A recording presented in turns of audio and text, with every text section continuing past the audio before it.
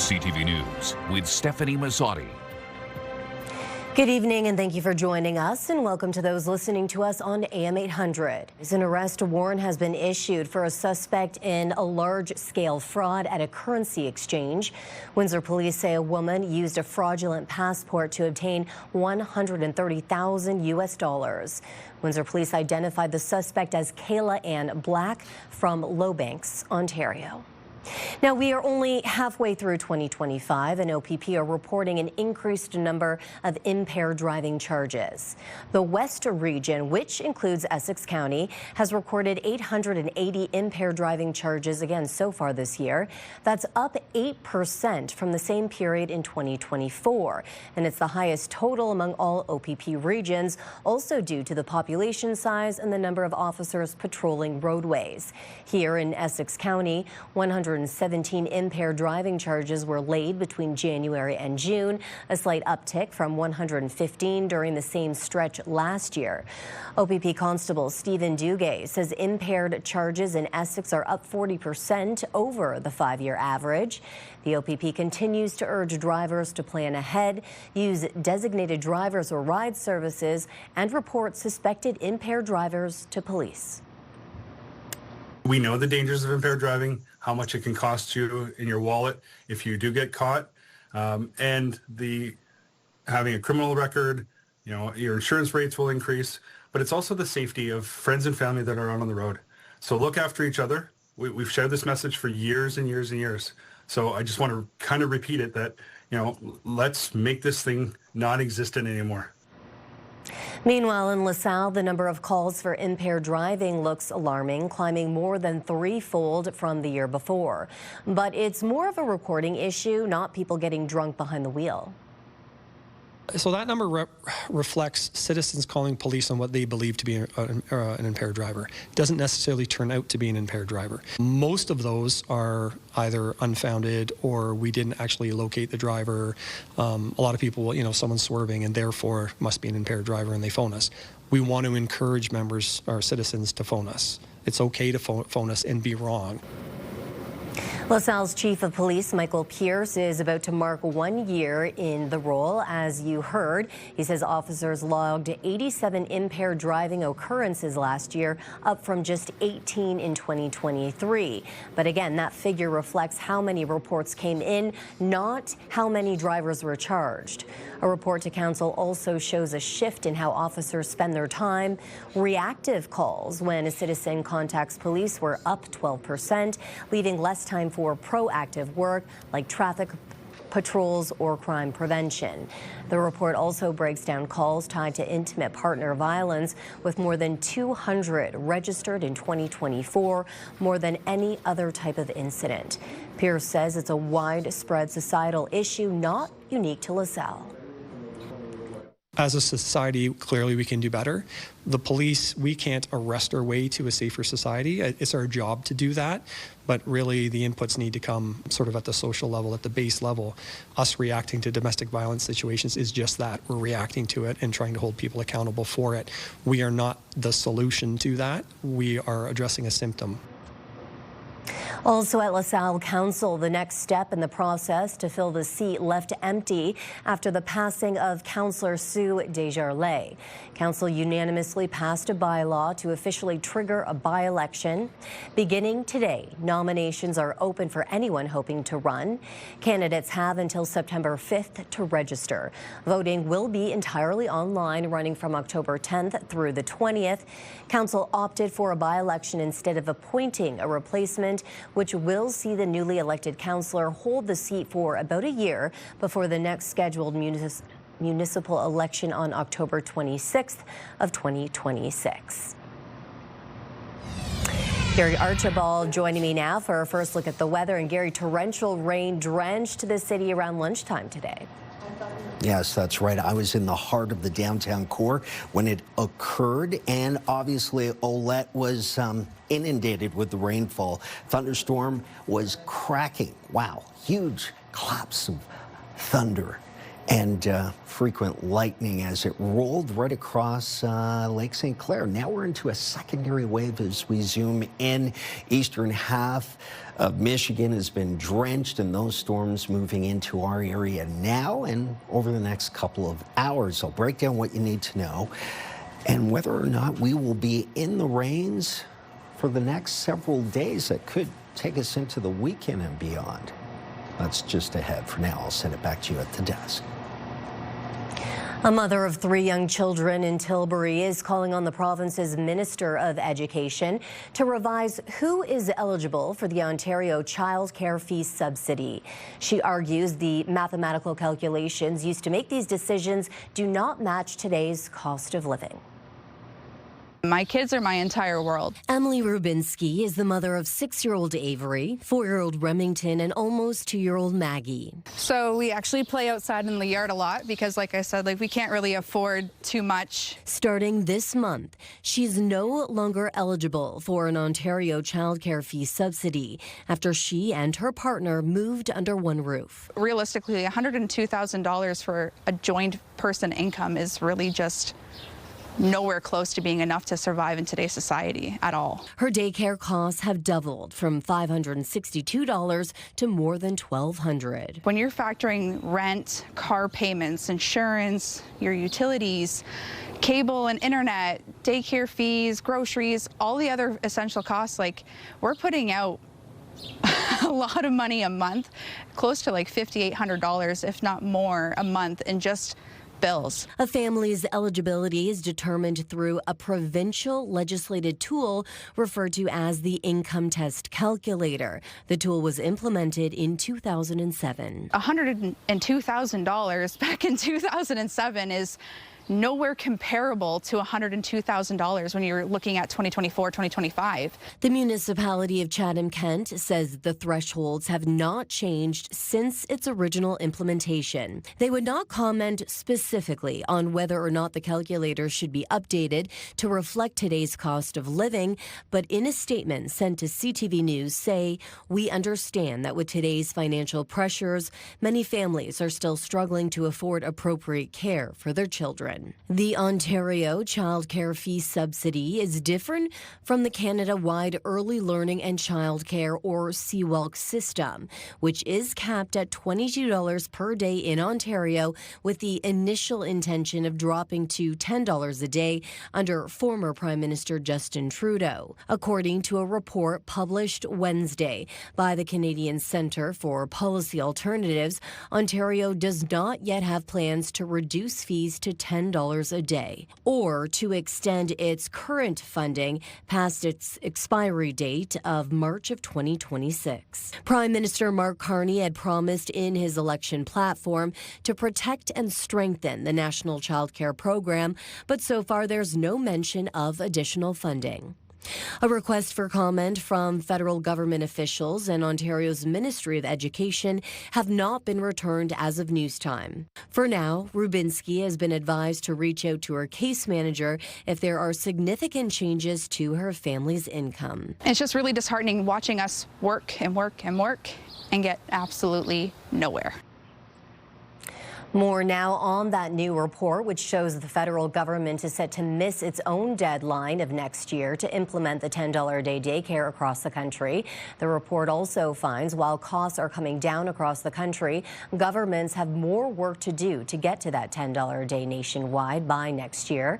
6 provinces and territories have already met or exceeded the federal target, but there are still 5 provinces, including Ontario, where care costs more.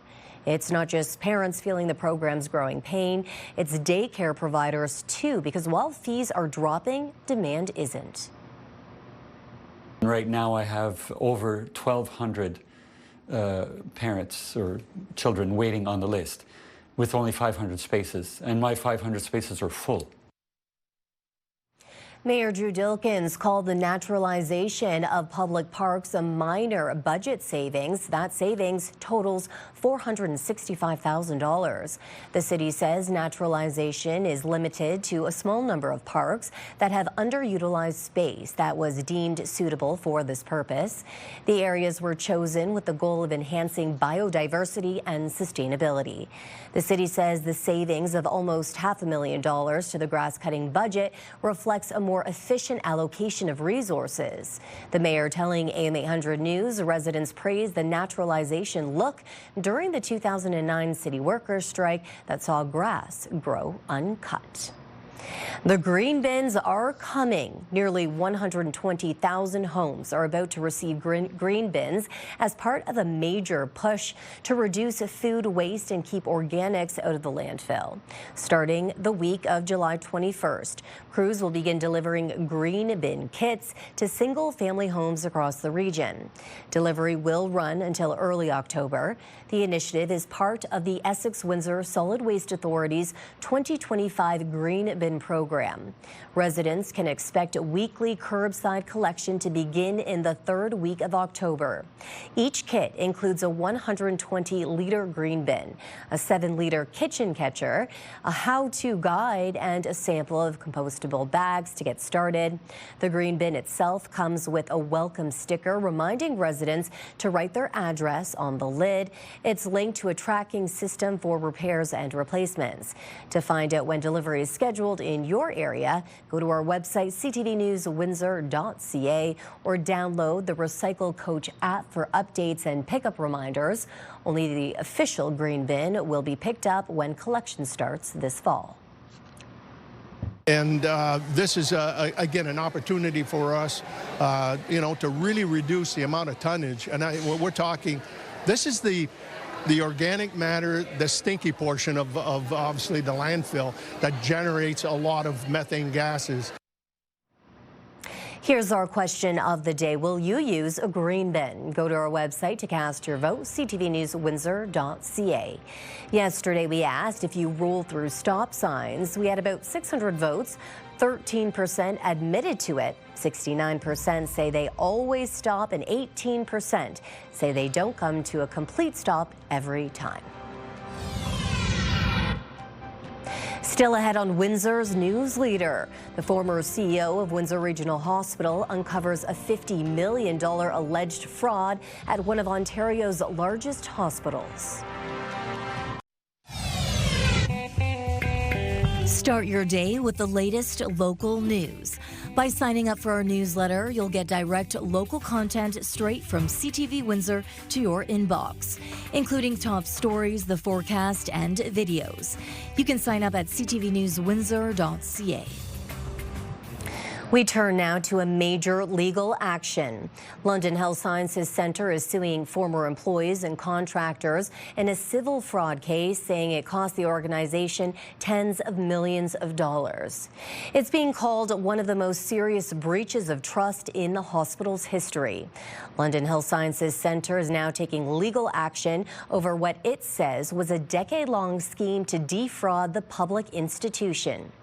In a civil lawsuit filed in Ontario Superior Court, LHSC is seeking more than $50 million in damages from several former employees, along with a contractor and construction firm, BH Contractors and GBI Construction.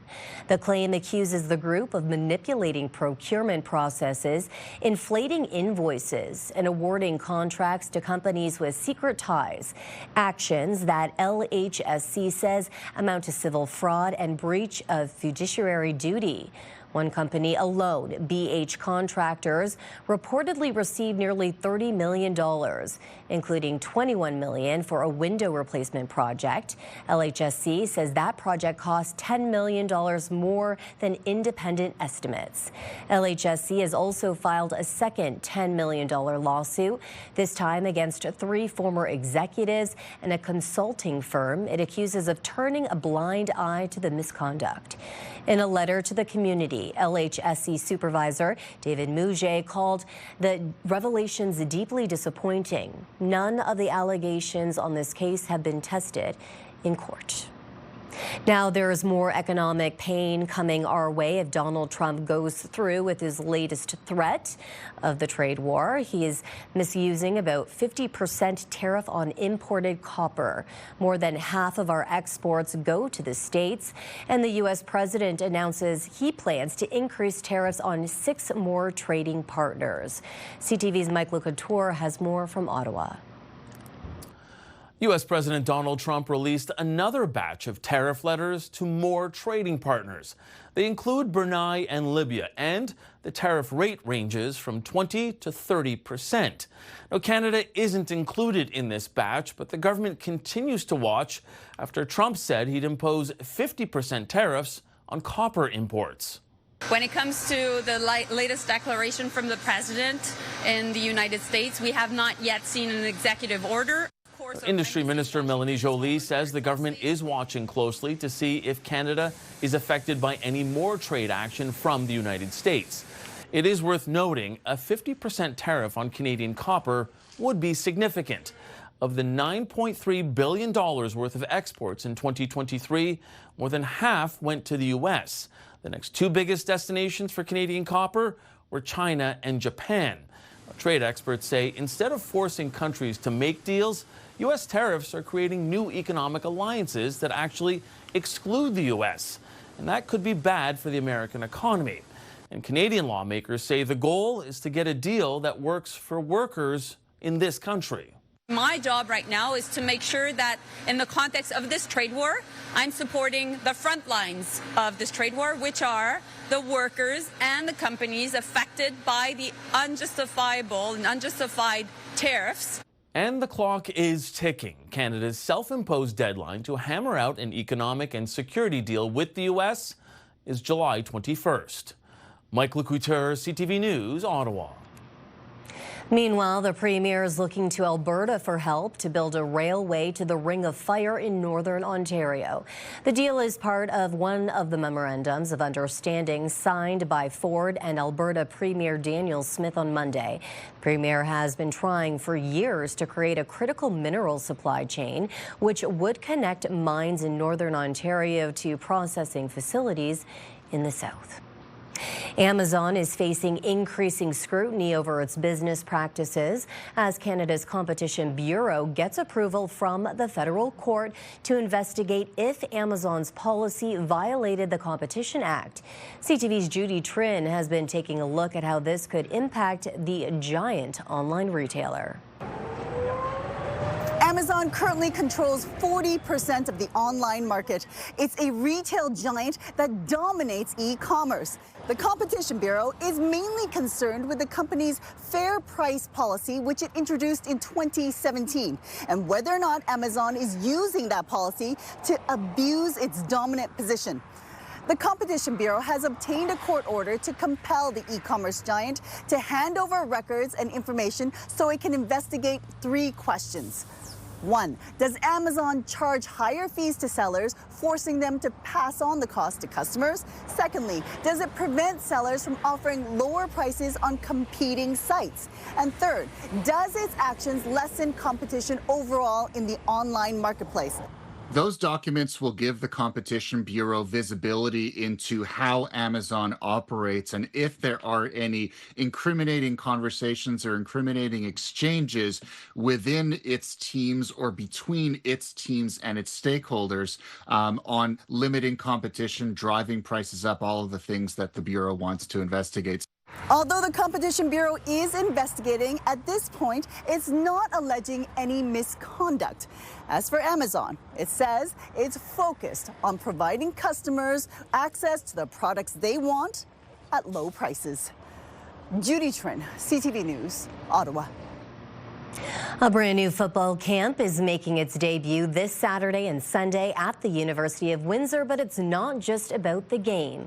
Organized by a former NCAA scholarship athlete, the camp aims to teach young players valuable lessons that can carry beyond the field. Here's CTV's Bob Belichico. High-impact football training. Young athletes from Ontario and the U.S. will hit the field at the University of Windsor Saturday for a football camp led by current and former pros. Dom Johnson, a former scholarship athlete who had a full ride at the University of Buffalo, is bringing in current NFLers like his brother Theo, who plays for the New York Giants, and Coyote Awashika of the Detroit Lions. Former NFLers like Tyrone Crawford and Dakota Shepley and many more will also pass on their knowledge. Players will learn some valuable football skills from guys who are playing at the highest level, but they'll also be taught some important, valuable life lessons like how to deal with mental health, transitioning through different levels of their football career, financial literacy, and the importance of NIL, name, image, and likeness. We want to create a really good football experience that teaches them high-level impact drills, but also talk about some of these important issues and learn how we can solve them and deal with them. Johnson says the camp will break for lunch and then record 4 15-minute podcasts. Our first speaker is going to be Dr. Pat Smith. We're going to talk about mental health. I struggled with mental health in college, and Dr. Pat Smith was actually somebody that I went to when I was struggling. In June of 2021, the NCAA allows student athletes to make money from their personal brand. Nick O'Shea will discuss name, image, likeness and explain how up to 90% of those deals center around social media. Create a brand. If you like playing video games, start streaming. If you like working out, start making fitness content. It can be anything, but start creating a brand around content that you enjoy making. My approach is to honestly get my social media cleaned up. I feel like that's the main focus for what I can do for NIL money. I've tried to keep a clean image for myself and hoping that companies can seek me through that, and I'll start posting regularly for it. Johnson would like to make this camp a yearly experience. Bob Belichico, CTV News.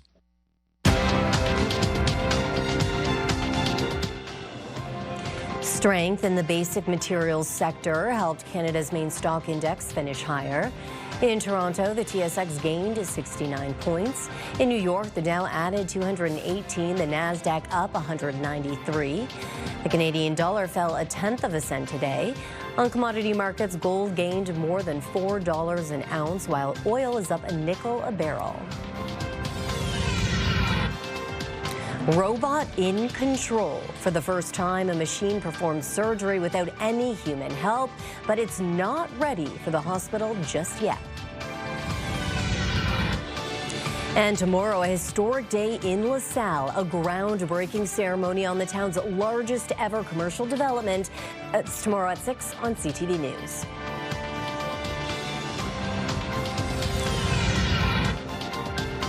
Let's look at our CTV News weather snapshot. Thanks to Maureen Kuzak for sending in this image. Just had will showers and or thunderstorms be in store for the rest of this evening. And overnight, will temperatures trend upwards into the 30s as the weekend draws near? We'll find out with my forecast. It has the answers next on CTV News Windsor. Discussion here at Windsor City Hall. Windsor's top stories. A major project is about to get underway. Breaking news alerts. Severe weather is a possibility. And watch live. Good evening, and thank you for joining us. Download the CTV News app.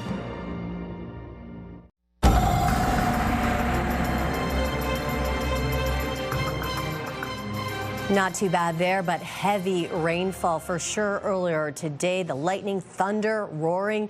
Carrie joins me again for an extended look. Puddles galore right across the heart of downtown, and in some areas where the roads aren't looking so great, you may be surprised just how deep some of those potholes go, because they were filled to the brim, so to speak. Lots of rainfall in a 20 to 25 minute span. We knew the thunderstorms were coming as per forecast yesterday, and they came through the afternoon, early through the noon hour, and we're into some right now, and more to come perhaps a little bit later. 26 degrees Celsius, 79 degrees Fahrenheit under cloudy conditions, a little bit cooler in Chatham-Kent, 24. So we're in the mid-70s, but it feels like about 34 in Windsor, 32 in Chatham-Kent. Again, showers, area thunderstorms still a threat through the next couple of hours. We are warming up across the Canadian prairies. Beautiful lands to our west, and we're seeing temperatures in the mid-30s in Regina, Saskatchewan. Parts of northwestern Ontario almost as warm as we are here. Thunder Bay at 24, Kenora at 25. All of this warm air in place with scattered showers right across Michigan, headed eastward into southern Ontario. So that means round two along this post-frontal. It's really a secondary cold front that's stirring up the atmosphere. We're seeing showers and likely thunderstorms embedded over the next couple of hours. So rains through to about 8 o'clock, 8:30, and then we get into a bit of a clearing before we'll see some more rain. This time coming a little bit further south and west, and that for Thursday overnight into Friday morning. So the rainfall tally so far unofficially close to 35-40 millimeters in downtown Windsor in a very short period of time, about a half hour to 40 minutes. Tonight, there's still a risk of some thunderstorm activity. 24 degrees at 8 o'clock, feels like about 32. It's going to be a muggy evening, obviously, with all that moisture in the atmosphere. 20 degrees and partly cloudy. Probably mostly cloudy at midnight. It is going to be a warm overnight, close to 21. That's warm indeed. Take a look at our Siles Heating and Cooling 7-day forecast. Calling for showers in and out of them, not complete washouts, for the next, say, 5 of 6 days with an average daytime temperature of about 30 degrees. We're holding stable. That is about 3 degrees above seasonal. Keep the umbrellas nearby, as I said yesterday. I saw people without them. Don't want to get caught out there in the wet. Let's look at your weather. Lifetime, brought to you by Safeguard Medical Alert Systems. A big development at the intersection of healthcare, robots, and AI. A warning, the images in this story may be hard to watch if you're squeamish. For the very first time, a robot successfully performed surgery without any human help. The surgery was on a dead pig. We're still a long ways from robots in the ER. CTV's Abigail Beeman explains why researchers are calling this a major accomplishment. We successfully completed all 8 ex vivo studies without any human intervention. You're watching a robot perform realistic surgery without human help for the very first time. I lost my mind. I think this was such a crazy accomplishment. Lead study author Ji-Woong Brian Kim couldn't believe it, watching the robot, called SRTH, successfully perform a gallbladder surgery on a dead pig. Built and trained with the same architecture that powers ChatGPT, SRTH watched videos of surgeons at work. It's a model that's actually learned and actually kind of understands the surgery rather than, being just pre-programmed. While no human intervention was needed, there is a human who can override the robot if necessary. Our goal is not to replace surgeons. We want to just make the surgery easier so that surgeons can perform more surgeries, fewer complications. As long as the robot has the data, researchers say it should be able to perform any kind of surgery. They're already working on next steps. To get ready to operate on a live pig, this is a simulation with food coloring to imitate blood. First thing that strikes me as an ethicist is consent. Bioethicist Carrie Bowman says we need more data and research as AI in healthcare moves forward. What's this going to look like for a country like Canada? Is this going to bring down wait times? Is this going to raise efficiency? It may. I'd like to keep an open mind about this. As for when robots could perform surgeries on humans, researchers say that's still a number of years away. But experts warn AI is moving fast, and we need to be ready by answering all the difficult questions around its use. Abigail Beeman, CTV News, Ottawa. The Cancer Clinician Advocacy Forum, a group of physicians, nurses, and pharmacists, are calling for the elimination of barriers to treatment in Canada. CTV health reporter Pauline Chan has more on the changes they're seeking. When it comes to patients accessing new medications, Canada has an abysmal record. So compared to other countries, we're the second slowest in the OECD, like 19 out of 20. We're the slowest in the G7. And when it comes to cancer patients, those months and years can add up to unnecessary hardship, poorer long-term outcomes, and on rare occasions, even lives lost. Canada is a very siloed environment with different jurisdictions. The CCAF points to a lack of primary care as one of the problems, leading to patients coming in when cancers are more advanced and harder to treat. 1 in 5 Canadians doesn't have a family doctor. They're the gateway to the system. So basics of getting ultrasounds, CTs. It also says physicians waste too much time on paperwork, like writing out applications for compassionate access to drugs, which are still in the process of being approved or funded.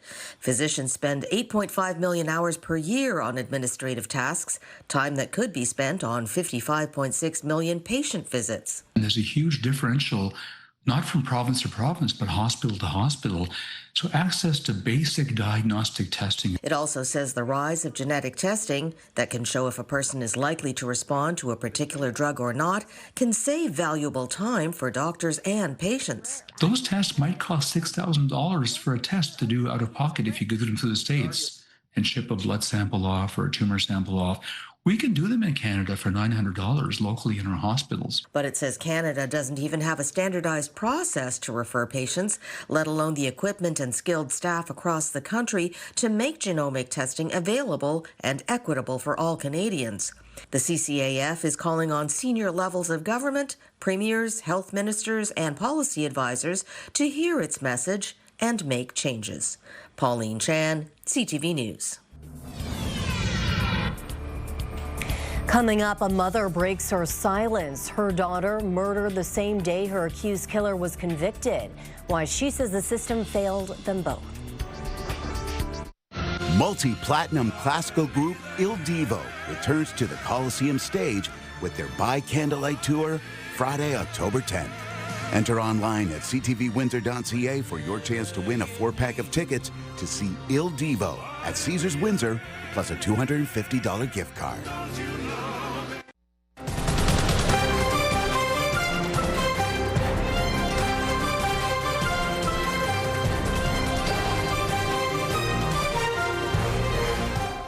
A BC mother is breaking her silence tonight about something we are hearing a lot more of lately: intimate partner violence.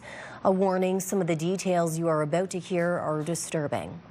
She describes the system as a failure after her daughter was allegedly murdered by a man convicted of uttering threats and choking that same day. She spoke to CTV's Shannon Patterson. 32-year-old mother of two, Bailey McCord, had been estranged from her own mom for over a decade. But that changed in May as she was fighting a family court battle with her estranged husband, James Plover. She reached out to me on Mother's Day crying, like, "I need you, Mom. I need help.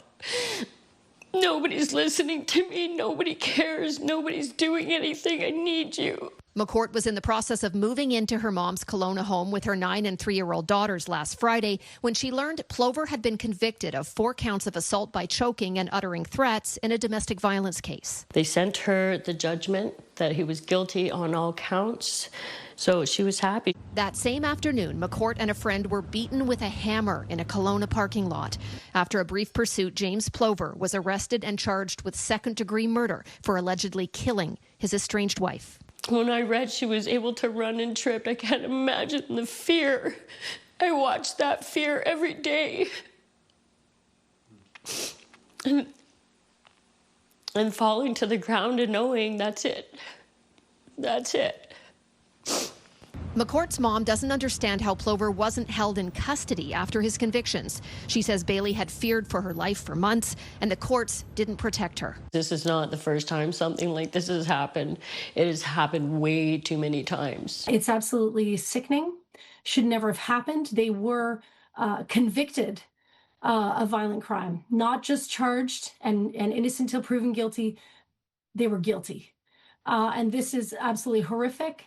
It's unacceptable. The BC Conservatives are calling for a coroner's inquest into the circumstances leading up to McCourt's murder. It's just clear that there were so many gaps that ultimately led to this brutal murder that robbed a family of their loved one, robbed a community, robbed a person of their life, And I think as British Columbians, we can't let this just be another file that gets swept under the rug. This is Bailey Teddy from when she was growing up. Karen Fair also wants change as she mourns a daughter who was ripped from her life just months after re-entering it. You know, I'm just going to spend my days just remembering who she was. Shannon Patterson, CTV News. South of Rome, Ukraine's president met with Pope Leo today. Vladimir Zelensky thanked him for the Vatican's efforts to return children taken by Russia. The Pope also prayed today for the world to recognize the urgency of the climate crisis. The pontiff celebrated the first papal mass using a new set of prayers and readings inspired by the environmental legacy of Pope Francis. The first American pontiff approved the new mass formula for the care of creation. He directed it to be added to the list of 49 masses that have been developed over centuries for a specific need or occasion. Do you have an idea for a great story? We want to hear from you. Text us at 10400.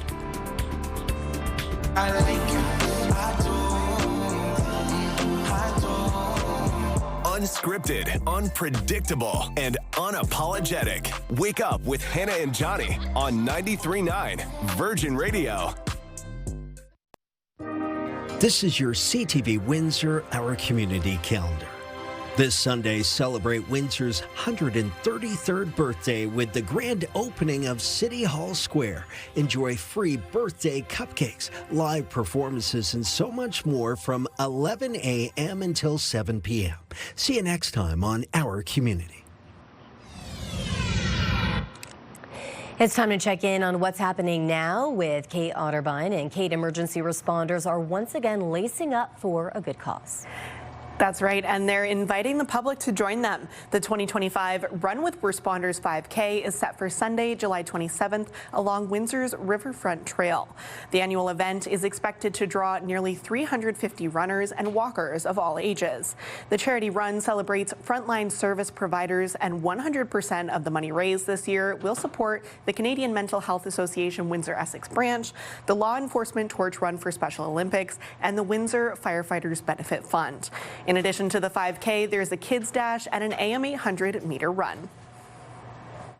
We haven't set a fundraising goal. It would be nice if we could turn $5,000 over to each of the agencies. That would be fantastic. I guess we'll see how the registrations roll out. You can find more information online at ctvnewswindsor.ca. And we also have some details about a man wanted in Chatham, Kent, Kate. Yes, the Chatham-Kent police are looking for 34-year-old Wesley Mailhot. He is wanted on several charges, including 2 counts of theft under $5,000, possession under $5,000, and trespassing at night, among other charges. If you see this man, you are asked to contact the CKPS or Crime Stoppers. You can take a closer look at his picture on our website. And in our social spotlight tonight, this little kitten just wanted to go for a field trip. When you accidentally bring your cat to Walmart. This kitty hopped into her family's baby carrier and headed off to Walmart. One thing about cats is they are definitely sneaky, and I bet this mother will now double check before leaving the house. Stefanie, what would you do in this situation? Oh, I would keep the situation as is. Actually, if I made the decision, I would sneak the cat in on my own. Yeah, absolutely. I mean, definitely maybe a purse situation so it doesn't get out too. You're right. Okay, thank you, Kate, and that's what's happening now. We thought, geez, that would be pretty neat if we could build something like that. I don't know if we're up to it, but we could give it a try. Sweet inspiration. It started with a visit to a local bake shop and one incredible gingerbread castle. When we return, how that success spurred this couple to make something much bigger. The latest news to start your day. Interviews, conversations with the top officials, the difference makers, and personalities in Windsor, Essex. Only on Windsor, Essex #1 morning show. It's Mornings with Mike and Meg on AM 800.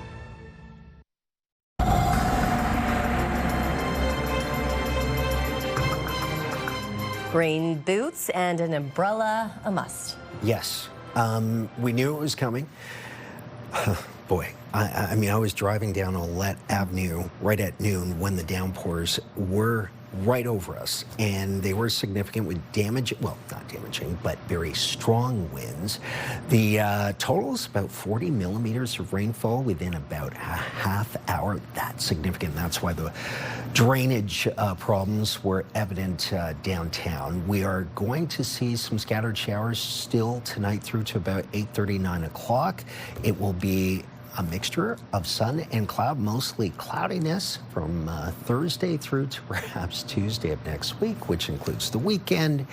The average temperature will reach about 30 degrees for a daytime high, so we're still about 3 degrees above seasonal. Okay, thank you, Gary. Ricardo, we are heading to Ottawa tonight. Yeah, we're going to the capital to dive into a report on Canadian procurement. I know that sounds very exciting, but bear with me here. The report warns Canada's turn to secure stronger economic ties with Europe and pare back defense spending with the U.S. is likely to mean more retaliation from the White House. There's also a call for an overhaul of the entire federal procurement system. We'll take a look at those details and, of course, much more tonight at 11. Steph. Okay, and a couple in Edmonton have just finished building a one-of-a-kind miniature model with several difficult yet delicious details. CTV's Connor Hogg has this love story made of gingerbread.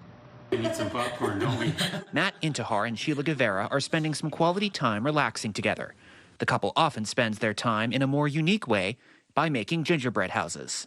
Both of us inspired each other in doing a project because he's good at what I am not. The pair was in a local bake shop when they saw a gingerbread castle built by the baker. We thought, geez, that would be pretty neat if we could build something like that. I don't know if we're up to it, but we could give it a try. Their first house was simple, so they decided to go bigger. At first, they planned to build a replica of the White House. They ultimately selected the Alberta legislature as their subject, close to home and easier to research in person. As time went on, we thought, hey, we can do this or we could add that on, and so slowly it became a bit more detailed as time went on. Intihar and Guevara worked on their ginger ledge together and separately when their shift work schedules didn't allow for time together. He come home, I'm sleeping, or I come home, he's sleeping. But I see, when I come home, I see something that he did. I'm like, oh, cool, I can do this. After 6 months of gingerbread and marzipan, plus painstaking research, baking, sculpting, and resculpting, this is the result. We managed to finish it, and we're pretty happy with how it looks. I mean, like I say, we're not professional bakers or anything. I could have not done it by myself. The happy couple are in the process of finding a place to display their work and also sharing what they learned about each other in the process. He sits right there and he's just doing this little thing and little thing. It's kind of, looking at him, it's very heartwarming, and he's very graceful doing that, and it makes me push myself harder too. I guess this kind of thing could pull people apart. Maybe they'd get fed up with each other, but I think for us it did. I think it did bring us together. Yeah. Two people who have found extra sweetness in their lives together. Connor Hogg, CTV News, Edmonton. They say they're not professional bakers. Looks pretty professional Looks pretty to me. good to me. I mean, if they need any more research volunteers, I might know somebody who would help out. I'll join you. And they got electric lights going. Yeah, it looks good. I wouldn't get much building done, though, just to be clear. Yeah. Mostly just Who's a little going bit to of eat snagging. that? Oh, we will. We will. Oh, okay. On behalf of our dedicated team here at CTV News Windsor, thank you for watching. For updates throughout the evening, go to ctvnewswindsor.ca. And I'll see you again tonight for a late look at local news at 11. Good night. Good night.